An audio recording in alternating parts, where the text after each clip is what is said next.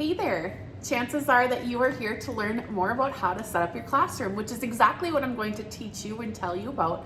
We're going to talk about the 7 steps to designing the classroom of your dreams to set your students up for success this year. But before we do that, I want to preface this with, if you haven't gone through your drawers, your cabinets, your paper supply, art supplies, teacher desk, things like that, I would encourage you, before you get into designing and setting up your classroom, go through those drawers and cabinets and all those areas that you want to get organized and cleaned up before you get into the actual designing and setting up of your classroom. It will make a world of a difference. But let's get started on the 7 steps to setting up the classroom of your dreams. Okay, step number 1 is to sketch it out. It can be something as simple as a notebook, but what you're going to do is you're going to sketch out the outline of your classroom. It doesn't have to get perfect, you don't have to get it to scale or anything like that, but just a general outline of your classroom. And one thing you will add to this is you will add where you have windows, where you have built-in counters, built-in shelving, cabinets, the door, your teacher desk if it's not movable. In my most recent classroom, mine was built in, so I would put that in. Add anything into that blueprint or that outline that you can't move. Start there, and then from there, make about 10 copies. That's my suggestion. If you are a digital planner, a tool that you could go to is Lakeshore Learning. I will link it below this video. They do have some options there as well. Now that you have your blueprint and all your copies made, step number 2 is thinking about your whole group meeting area. If you have a rug, that's where you start. Pencil in that spot in your classroom. This is where you're going to do your morning meetings.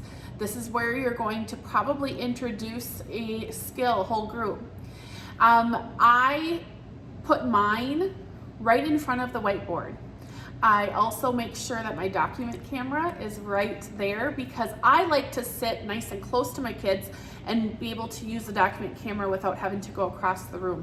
Step number 3 is the teacher table. If you don't have a teacher table, it can be something as simple as a desk, but think about that as the next space that you're going to set up. When I am thinking about where I want my teacher table to go, I think about a few things. Well, first of all, the importance is you're going to be using it for interventions, you're going to be using it for small group instruction, you're going to be using it for a parent volunteer if you're lucky enough to have those, or a para, a place for the para to do their work. But ultimately, the teacher table for me is a spot that I'm going to reserve for a very quiet space if possible. I like to tuck mine into corners. When I'm setting mine up, I think about it like making sure I have enough space for some kind of a rolling cart or shelving to place all of my teacher supplies when it comes to interventions that I need to do. I also make sure that the kids' spots are going to be placed in a way that their back is to the rest of the class, because when they are in a corner, when the teacher table is in a corner and the kids are facing that corner, they have a lot less to be distracted by, and that is ideal. Step number 4 is your classroom library. Think about a space, again, that can be a nice quiet space. I like to keep my classroom library separate and away from the teacher table, but that's just personal preference. I also like to have a space in the classroom library where kids can just sit down right there if they choose to read. So that's why I like to keep it kind of a quiet little corner if you can. As far as organizing your library, we're not going to go into that, but just know that there are a lot of options out there. You can organize by level. Of course, there's a lot of arguments for and against that, but there's also, you can organize by theme if you want to do that, or topic. I kept all my chapter books together and then my picture books separately. I used tubs for my picture books, and I like to be able to have the cover facing out so that the kids could just flip through by looking at the cover.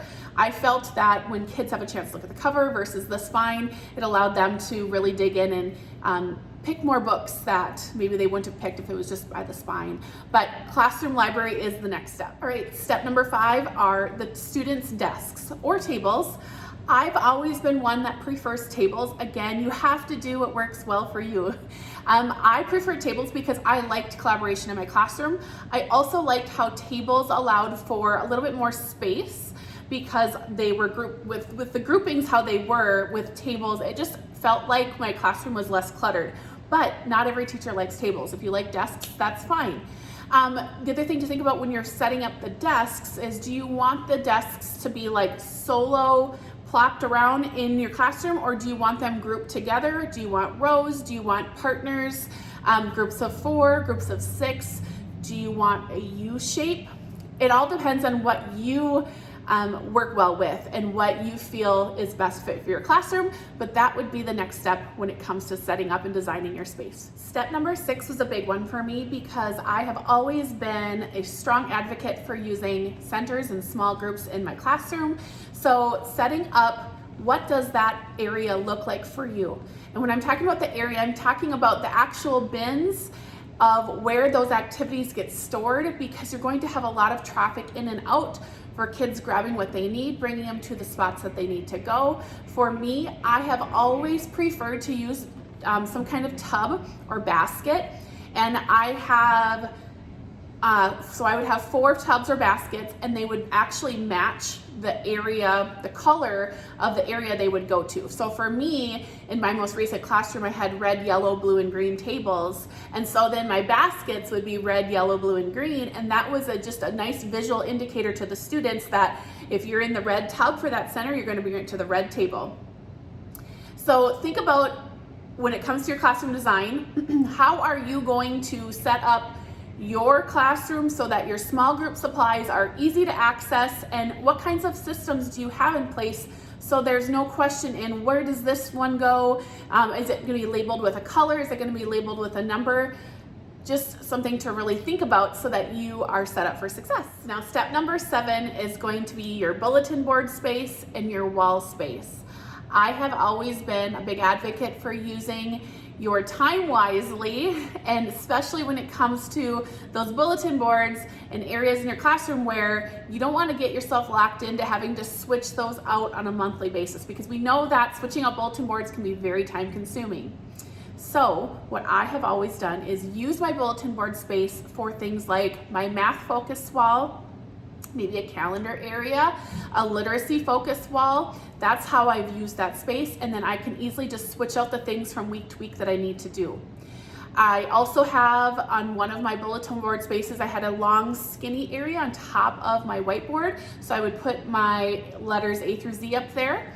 On my big cabinet doors, I had big cabinet doors that would go from almost floor to ceiling, and so what I would do on there is I would use that as my it would be my word wall. We've had a lot of research come out lately for the science of, that aligns with the science of reading, about sound walls, and we have done a lot of research about sound walls. We have a sound wall coming, being added to our phonics posters pack. So if that is something that interests you, that can also be checked out. But use your wall space, use your doors and cabinet space on the outside for things like that you don't have to always switch out so frequently.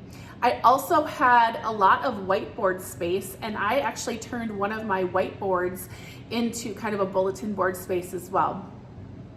One thing that I also like to do is I tried not to fill up the space on my walls, because for a couple of reasons. Number one, I didn't want to overwhelm my students. I didn't think that having everything there on day one was necessary. In fact, I actually suggest not doing that and adding to it as your skills are being taught and learned by your students. It makes it feel a bit more involved with the kids and interactive with the kids, and not as overwhelming when they come in the new year.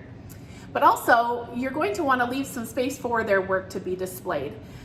Again, my suggestion is keep it evergreen, meaning don't lock yourself into a very specifically designed space that has to only deal with that project. Maybe it's just something where you have a bulletin board that says something like amazing work, so that you can just switch that project out and you don't have to change the paper in the background and the borders and the title. You can keep that all the same all year long and switch your work out as you are able to. All right, there you have it. Those are the 7 steps to set up your classroom of your dreams.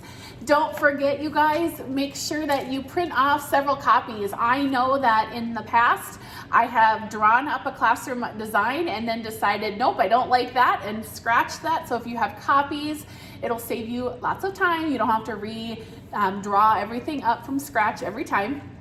But I hope that this brings you some ideas. Of course, I have to give the disclaimer, every classroom is different, every school is different, every teacher is different. There is no wrong or right one way. You have to do what works for you. And of course, give yourself some grace. You might get started this year and you have what you think is the perfect design. Your kids get in that space and all of a sudden you're like, nope, that doesn't work. And that's okay. Switch it. So anyways, I hope that this video was helpful for you and I look forward to connecting with you soon.